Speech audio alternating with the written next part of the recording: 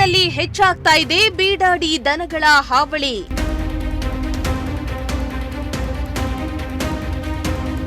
ಜನರಿಗೆ ತೊಂದರೆ ಆಗ್ತಾ ಇದ್ರೂ ಹೇಳೋರಿಲ್ಲ ಕೇಳೋರಿಲ್ಲ.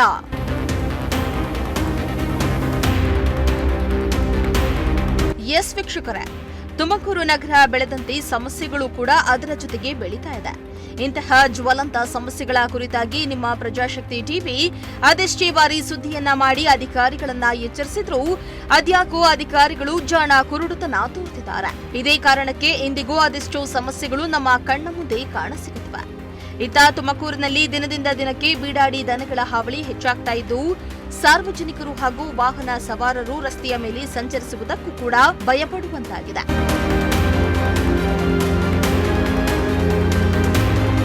ಹೌದು, ತುಮಕೂರಿನಲ್ಲಿ ಬೀಡಾಡಿ ದನಗಳ ಸಂಖ್ಯೆ ಹೆಚ್ಚಾಗಿರುವುದರಿಂದ ಸಾರ್ವಜನಿಕರಿಗೆ ತುಂಬಾ ತೊಂದರೆ ಉಂಟಾಗ್ತಾ ಇದೆ. ಇನ್ನು ಬೀಡಾಡಿ ದನಗಳು ರಸ್ತೆಯ ಮೇಲೆ ಎಲ್ಲಂದರಲ್ಲಿ ನಿಂತ್ಕೊಳ್ಳೋದ್ರಿಂದ ಟ್ರಾಫಿಕ್ ಜಾಮ್ ಕೂಡ ಉಂಟಾಗ್ತಾ ಇದೆ.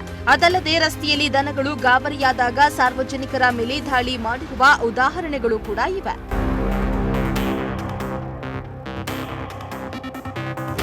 ಇನ್ನು ಬೀಡಾಡಿ ದನಗಳಿಂದ ಸ್ಥಳೀಯ ವ್ಯಾಪಾರಿಗಳಿಗೂ ತೊಂದರೆಯಾಗ್ತಾ ಇದೆ. ಎಲ್ಲಂದರಲ್ಲಿ ರಸ್ತೆಯ ಮೇಲೆ ಮಲಗಿ ಬಿಡ್ತವೆ. ಇದರಿಂದ ವಾಹನ ಸವಾರರಿಗೆ ತುಂಬಾ ತೊಂದರೆಯಾಗ್ತಾ ಇದೆ. ಬೀಡಾಡಿ ದನಗಳಿಂದ ಸಾರ್ವಜನಿಕರು ರಸ್ತೆಯಲ್ಲಿ ಓಡಾಡೋದಕ್ಕೂ ಹೆದರುತ್ತಿದ್ದಾರೆ. ಇದರ ಬಗ್ಗೆ ಪಾಲಿಕೆಯವರಿಗೆ ಕರೆ ಮಾಡಿ ದೂರನ್ನ ನೀಡಿದ್ರೂ ಸಹ ಕ್ರಮ ಕೈಗೊಳ್ತಾ ಇಲ್ಲ ಎಂದು ಸಾರ್ವಜನಿಕರು ಆಕ್ರೋಶವನ್ನ ಹೊರಹಾಕಿದ್ದಾರೆ. ಸರ್, ಇದು MG ರೋಡು ಎಂಟ್ರೆನ್ಸ್ ಅಲ್ಲೇ ಕಾಂಪ್ಲೆಕ್ಸ್ ಅಲ್ಲಿ ಡೈಲಿ ಹಸುಗಳು ಬರ್ತಾ ಇದೆ. ತುಂಬಾ ಡೈಲಿ ಒಂದು 10 ಹಸು ಬರುತ್ತೆ. ಜನಗಳು ತುಂಬ ತೊಂದರೆ ಆಗ್ತಾ ಇದೆ. ಡೈಲಿ ಬರ್ತಾ ಇದೆ. ಮುನ್ಸಿಪಲ್ಗೂ ಒಂದು 2 ಸತಿ ಕಂಪ್ಲೇಂಟ್ ಕೊಟ್ಟಿದ್ವಿ. ಫೋನ್ ಮಾಡಿದ್ರೆ ಬರ್ತೀನಿ ಅಂತ ಯಾರೂ ಬರಲಿಲ್ಲ ಸದ್ಯಕ್ಕೆ. ಮತ್ತು ರೋಡ್ಗೆಲ್ಲ ಎಲ್ಲ ಕುತ್ಕೊಂಡ್ಬಿಡ್ತಾರೆ, ಮಲ್ಲಿಕೊಂಡ್ಬಿಡ್ತಾರೆ ಕೆಲವೊಂದು ಸತಿ, ಒದ್ದೊಳಲ್ಲ ಬೇಗ. ಮತ್ತು ಗಾಡಿಗಳು ಬರೋಕ್ಕೂ ತೊಂದರೆ ಆಗ್ತಾ ಇದೆ. ಜನಗಳು ಅಂಗಡಿಯಲ್ಲಿ ಯಾರು ಕಸ್ಟಮರ್ ಬರೋಕ್ಕೂ ಸ್ವಲ್ಪ ತೊಂದರೆ ಆಗ್ತಾ ಇದೆ. ಏನಂದರೆ ಬರ್ತವೆ, ಬಂದರೆ ರೋಡಲ್ಲಿ ನಿಂತ್ಕೊಂಡ್ಬಿಡ್ತವೆ. ಅಲ್ಲಿ ಯಾರನ್ನ ಓಡಿಸಿದ್ರೆ ಒಳಗಡೆ ಬರುತ್ತೆ. ಇಲ್ಲಿಂದ ಜಾಗ ಖಾಲಿ ಮಾಡಿದ್ರೆ ರೋಡಲ್ಲಿ ನಿಂತ್ಕೊಂಡ್ಬಿಟ್ರೆ 2 ವೀಲರ್ ಲೇಡೀಸು ಯಾರನ್ನ ಇವರು ಹೋಗ್ತಾ ಇರ್ತಾರೆ.